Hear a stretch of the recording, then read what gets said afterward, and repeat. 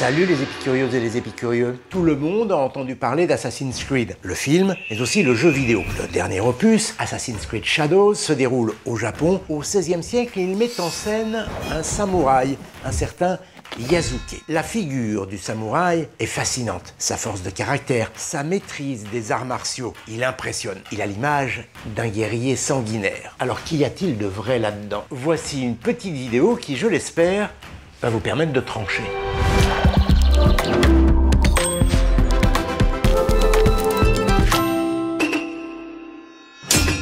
Les samouraïs étaient de redoutables guerriers, c'est vrai.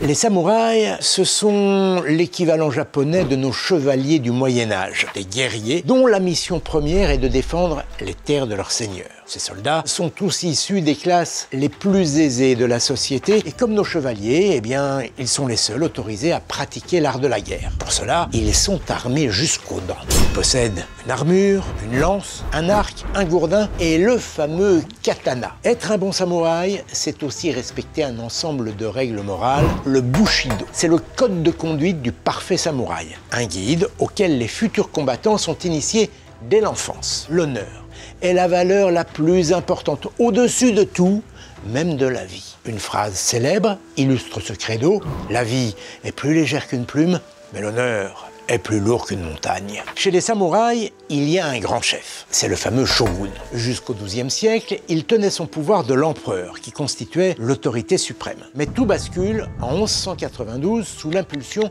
de Minamoto no Yoritomo. Bon, vous n'êtes pas obligé de retenir le nom en entier. Souvenez-vous simplement que ce shogun entre en rébellion contre le pouvoir impérial. À partir de cette date, les samouraïs deviennent les seuls et uniques détenteurs du pouvoir politique au Japon. Ils décident de tout, de la guerre, des lois, de la répartition des terres. Leur statut devient même héréditaire. Quant à l'empereur, son rôle se résume à mener les rites religieux destinés à protéger le pays. Cette organisation politique va durer plus de 700 ans. Elle se termine à la fin du 19e siècle avec le rétablissement du pouvoir impérial par l'empereur Meiji. Il est plus connu celui-là. Le dernier shogun, Tokugawa Yoshinobu, est contraint d'abdiquer le 3 janvier 1868 après seulement un an de règne. Pour l'anecdote, sachez que son arrière-petit-fils possède toujours le statut de shogun, mais à titre honorifique. Il est aussi l'actuel président de la prestigieuse Kokusai Budo Renmei, la Fédération internationale des arts martiaux. C'est en quelque sorte le patron de notre samouraï du judo, je parle bien sûr de Teddy Riner.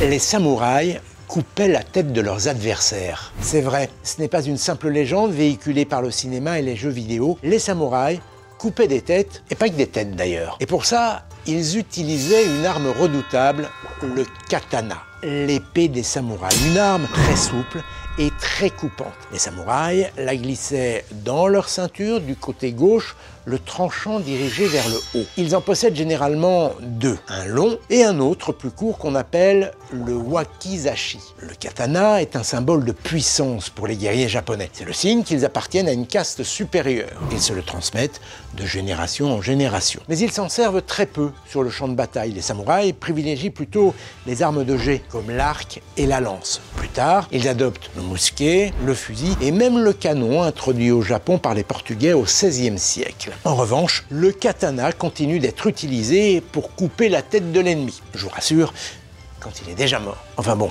je sais pas si c'est très rassurant. C'est leur trésor de guerre. Les samouraïs étaient payés en effet en fonction du nombre de pièces entre guillemets rapportées. Cette rémunération les incitait donc à tuer le plus grand nombre d'ennemis possible. Et quand ils n'avaient plus de place, eh bien, ils ne se prenaient pas la tête, si j'ose dire. Ils se contentaient de couper un bout de nez ou des oreilles. Ceci s'est produit durant les invasions de la Corée par le Japon en 1592. Les samouraïs ont fait tellement de victimes qu'il aurait été impossible de ramener toutes les têtes. À Kyoto, un monument fait référence à cette curieuse pratique. Il est baptisé Mimizuka, le mont oreille. Il abrite 40 000 nez et oreilles de Coréens tués au combat. Oui, oui, vous avez bien entendu, 40 000 nez ou oreilles. Le masque de Dark Vador est inspiré des samouraïs. Vrai, George Lucas, le créateur de Star Wars, ne l'a jamais dit expressément, mais la plupart des spécialistes de la saga en sont convaincus. Le réalisateur s'est inspiré du casque des samouraïs pour créer celui de Dark Vador. Et ce n'est pas tout. Certains costumes portés par les personnages de Star Wars sont tout droit inspirés de ceux des guerriers japonais. Les tenues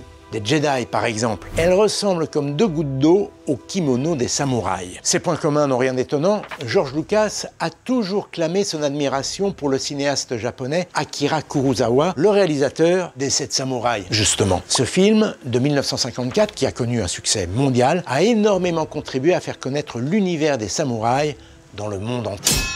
Il n'y avait pas de femmes chez les samouraïs.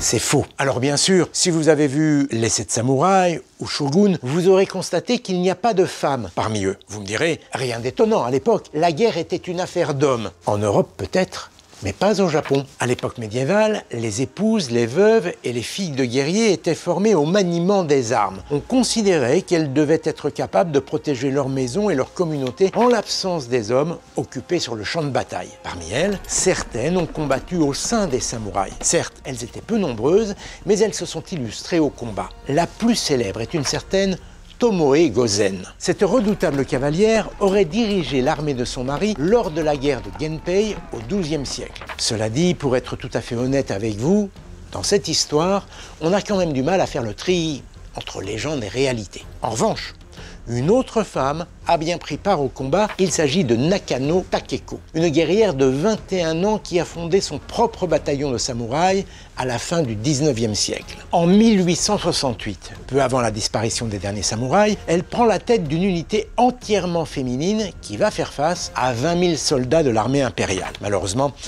ça se finit très mal pour elle. Elle s'écroule sur le champ de bataille, victime d'une balle en pleine poitrine. Nakano Takeko ne meurt pas sur le coup. Code de l'honneur oblige, plutôt que de se laisser capturer par l'ennemi, elle demande à sa sœur de l'achever, puis de la décapiter. Ce qu'elle va faire. Un monument à sa mémoire a été érigé non loin de sa tombe, près de la ville de Fukushima. Chaque année, durant le festival d'automne, un groupe de jeunes femmes vêtues du hakama, un pantalon large, défilent pour célébrer le courage de Nakano et de son unité de femmes samouraïs. Le samouraï noir du jeu Assassin's Creed a vraiment existé. Vrai.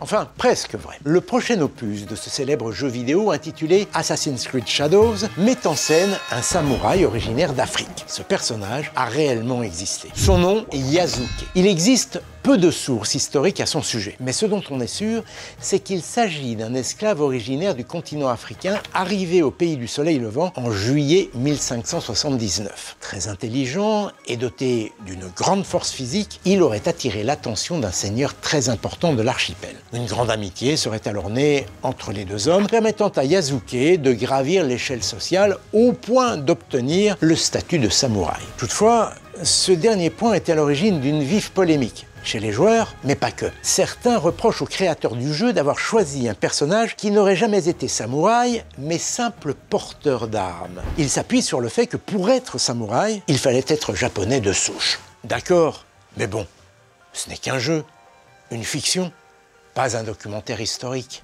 Les samouraïs pratiquaient le harakiri. C'est faux. Ne dites jamais à un Japonais que les samouraïs se donnaient la mort en se faisant harakiri, vous risqueriez de le vexer. Ils pratiquaient le seppuku, une cérémonie très codifiée consistant à laver son honneur en se suicidant à l'aide de son sabre. Pour le samouraï, c'est un moyen de se racheter d'un échec personnel ou d'une faute impardonnable en montrant son courage. Seppuku, harakiri, en réalité, c'est la même chose. Mais au pays du soleil levant, le mot harakiri a une connotation un peu vulgaire. Il est utilisé pour qualifier le suicide de ceux qui n'appartiennent ni à la noblesse, ni à la caste des samouraïs. D'ailleurs, dans une scène du film 47 Ronin avec Keanu Reeves, c'est bien le mot seppuku qui est utilisé et non harakiri pour désigner le sacrifice des héros. Le shogun s'adresse à eux en disant « Je vous autorise à regagner votre honneur et celui de votre famille à travers le seppuku ». Cette pratique a finalement été interdite au Japon en 1873, mais ce rituel est resté longtemps ancré dans les pratiques. De nombreux soldats japonais se sont fait seppuku à la fin de la Seconde Guerre mondiale, et dans les années 70,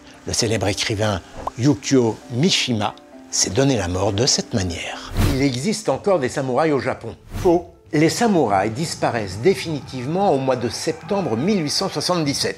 C'est précis. À la suite d'une bataille historique connue sous le nom de révolte de Satsuma. Elle oppose les samouraïs aux troupes de l'empereur Meiji qui veut récupérer le pouvoir détenu par les guerriers, on l'a dit, depuis le XIIe siècle. L'empereur est alors en position de force. Il dispose d'une armée à la pointe de la modernité avec des mitrailleuses, des canons, des fusils. Une armée qui compte 300 000 hommes. En face, les samouraïs sont seulement 40 000. C'est un peu David contre Goliath. Ils vont se battre comme des lions, mais ils sont incapables de faire face à la supériorité numérique et technologique des troupes de l'empereur. Leur chef, un certain Saigo Takamori, décide alors de se faire seppuku. Il est considéré au Japon comme le dernier samouraï. Cet épisode sanglant marque la fin d'une classe sociale qui a dominé le Japon pendant près de 700 ans. Il a été porté à l'écran en 2003 dans le film Le Dernier Samouraï avec Tom Cruise en tête d'affiche. Si vous ne l'avez pas vu, eh ben c'est l'occasion. Sayonara.